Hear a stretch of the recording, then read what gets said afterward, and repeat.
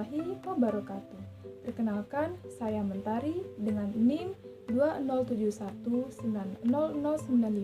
Saya mahasiswi Universitas Islam Negeri Sultan Toha Saifuddin Jambi. Pada video pembelajaran ini, saya akan membahas tentang spermatogenesis dan oogenesis. Nah, apa sih itu spermatogenesis dan oogenesis? Baik, di dalam proses kehamilan itu dipengaruhi oleh dua proses yang sangat penting di dalam sistem reproduksi. Proses inilah yang dinamakan dengan spermatogenesis dan oogenesis. Melalui kedua proses inilah sel sperma dan sel telur akan terbentuk, yang nantinya akan memungkinkan terjadinya proses pembuahan. Dari proses kedua inilah awal manusia bisa tercipta. Spermatogenesis dan oogenesis ini memegang peran penting dalam pembentukan sperma dan sel telur. Semua itu bermula ketika gametogenesis terjadi. Gametogenesis adalah proses pembentukan gamet atau sel kelamin. Sel gamet itu terdiri dari gamet jantan atau spermatozoa yang dihasilkan di testis dan gamet betina atau ovum yang dihasilkan di ovarium. Sebelum saling bertemu dalam proses pembuahan, kedua sel kelamin ini perlu melalui proses pematangan untuk akhirnya dilepaskan. Proses pematangan inilah yang dinamakan dengan spermatogenesis, dan untuk sel telur itu dinamakan dengan oogenesis. Baiklah, langsung saja kita akan membahas yang pertama, yaitu spermatogenesis. Jadi, spermatogenesis ini adalah awal dari proses pembentukan spermatozoa yang biasa kita kenal dengan sperma. Proses ini terjadi di organ kelamin jantan yang disebut dengan testis, tepatnya di bagian tubulus seminiferus. Tubulus seminiferus ini berperan penting pada proses pembentukan sperma, karena pada dindingnya terdapat calon sperma atau spermatogonium yang berjumlah ribuan. Benih-benih sperma ini berisi nutrisi oleh sel-sel sertoli yang juga terdapat di tubulus seminiferus untuk bisa melakukan pembelahan sel yang terdiri dari mitosis dan meiosis hingga pada akhirnya terbentuk menjadi sperma yang matang. Sperma yang matang kemudian akan disimpan di suatu saluran yang terletak di belakang testis, yakni yang dinamakan dengan epididymis. Dari epididymis inilah sperma bergerak ke bagian lain yang dinamakan vas deferens dan ductus ejaculatorius. Di dalam ductus ejaculatorius ini, cairan yang dihasilkan oleh organ reproduksi lainnya seperti vesikula seminalis, kelenjar prostat, dan bulbu uretra ditambahkan di sperma hingga membentuk cairan yang biasa disebut dengan semen atau air mani. Cairan ini kemudian mengalir menuju uretra dan dikeluarkan ketika saat ejakulasi. Kemudian bagaimana skema tahapan spermatogenesis ini terjadi? Yang pertama, pada dinding tubulus seminiferus itu sudah tersedia calon sperma atau yang dinamakan dengan spermatogonium yang berjumlah ribuan. Spermatogonium ini bersifat diploid atau 2N. Sel diploid ini merupakan sel yang merupakan jumlah kromosom yang berpasangan. Setiap spermatogonium akan membelah secara mitosis untuk membentuk spermatosis yang primer atau yang diploid. Kemudian spermatosis primer yang diploid ini akan melakukan pembelahan meiosis pertama dengan membentuk dua spermatosis sekunder yang bersifat haploid atau N. Sel haploid ini adalah sel yang hanya terdiri dari satu set kromosom saja. Tiap spermatosit sekunder yang haploid itu akan melakukan pembelahan meiosis kedua, yang kemudian akan menghasilkan 4 spermatid yang bersifat haploid atau N.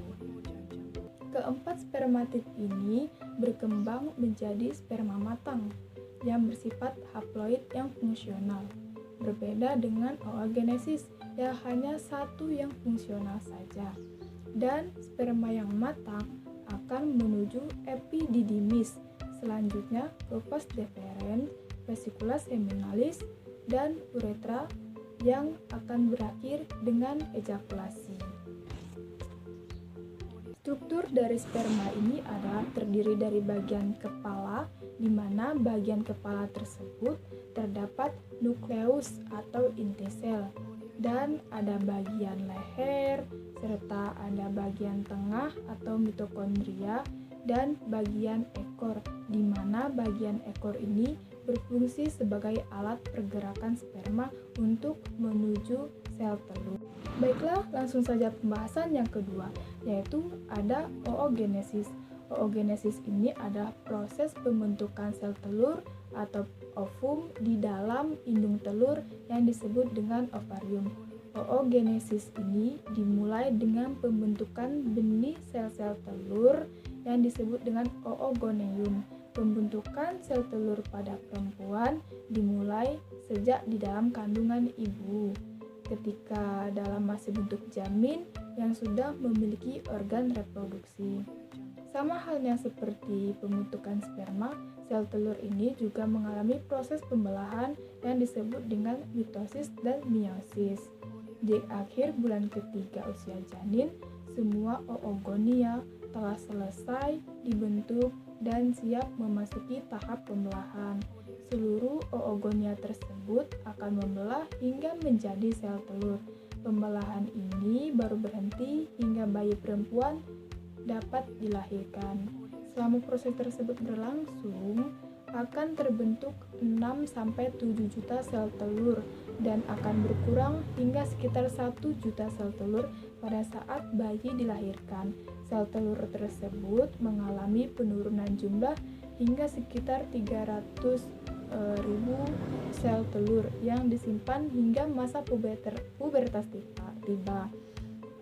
Di saat pubertas tiba, seorang wanita akan aktif mengalami proses produksi yang akan terjadi dalam 1 bulan sekali yang diatur dalam siklus menstruasi. Selama masa aktif reproduksinya, hanya sekitar 300-400 sel telur yang matang akan dilepaskan untuk selanjutnya akan dibuahi. Jumlah dan kualitas telur ini akan terus menurun seiring berjalannya usia seorang wanita. Selama siklus menstruasi berlangsung, indung telur akan menghasilkan 5-20 kantung kecil yang disebut dengan folikel. Setiap folikel ini mengandung sel telur yang belum matang. Namun, hanya sel telur yang paling sehatlah yang pada akhirnya akan matang. Sel telur yang telah matang tersebut akan dilepaskan oleh indung telur ke saluran telur yang bernama tuba falopi. Selanjutnya, jika sel telur tersebut bertemu dengan sperma yang berhasil dibuahi, maka sel telur tersebut akan berada di tuba falopi dan menempel di dinding rahim. Jika tidak terjadi pembuahan, maka sel telur akan dikeluarkan dari dalam tubuh sekitar 14 hari kemudian dalam bentuk darah atau menstruasi. Kemudian bagaimana proses oogenesis ini terjadi? Nah, sudah dijelaskan bahwasanya oogenesis ini terjadi di dalam ovarium.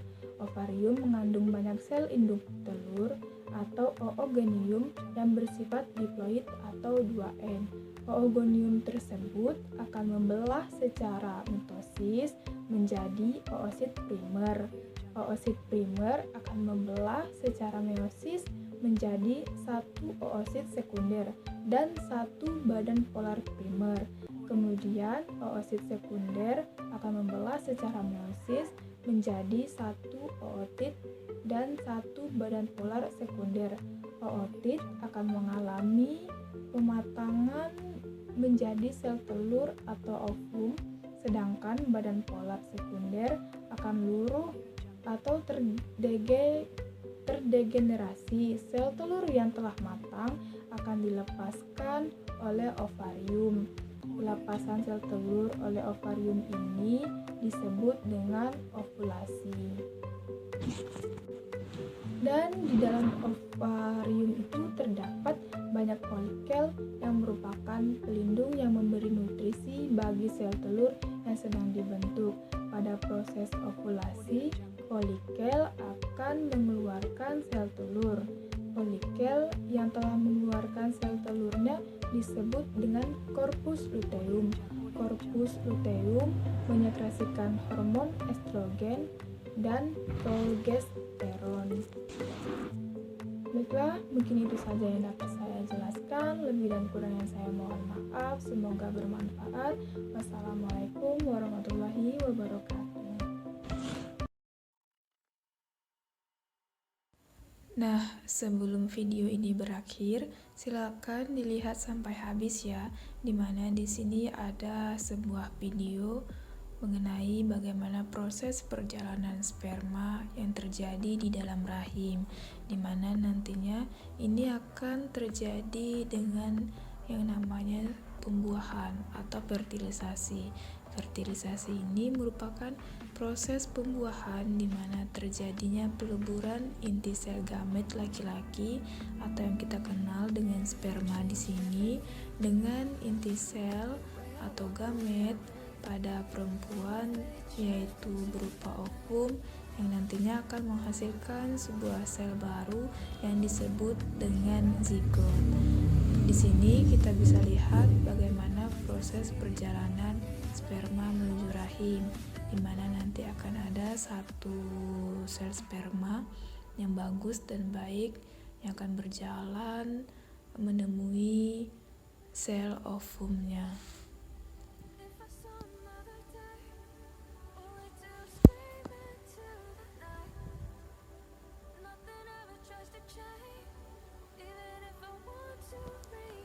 Nah, terlihat amat banyak sekali di sini sel sperma, terdiri dari ribuan bahkan jutaan yang berenang menuju sel ovum.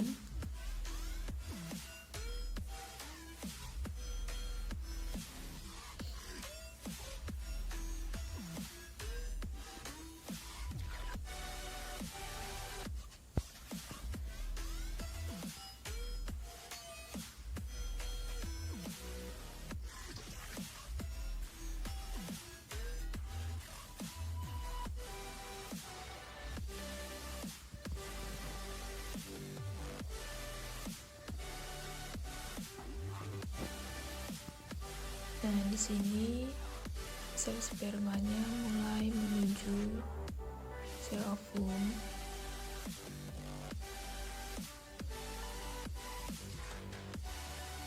Mereka berlomba-lomba untuk dapat masuk ke dalam sel ovum.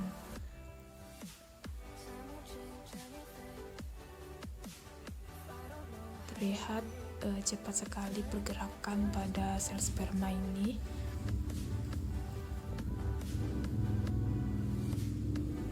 Di mana terlihat sel sperma yang kalah dan dia akan mengalami peleburan.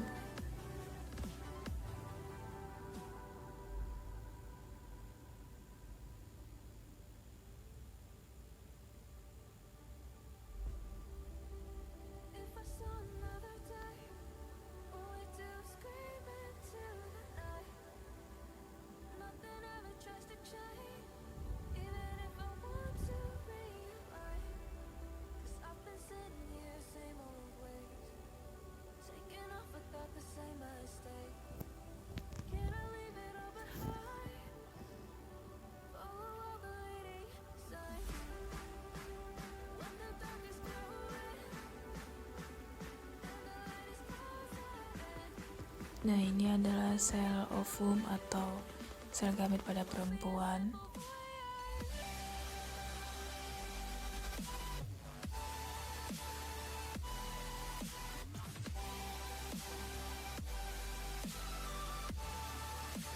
Terlihat beberapa sel sperma menuju sel ovum untuk dapat masuk.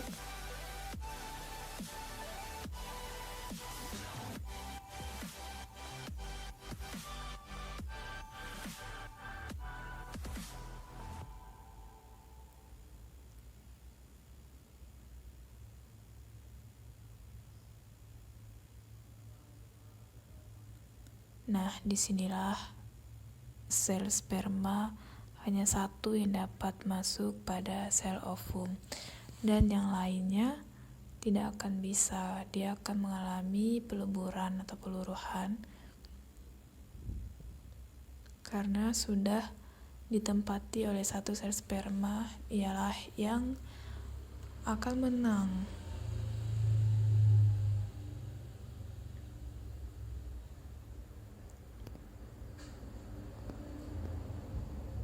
Kemudian sel sperma tadi mengalami pembelahan. Inilah yang dinamakan dengan pembelahan mitosis.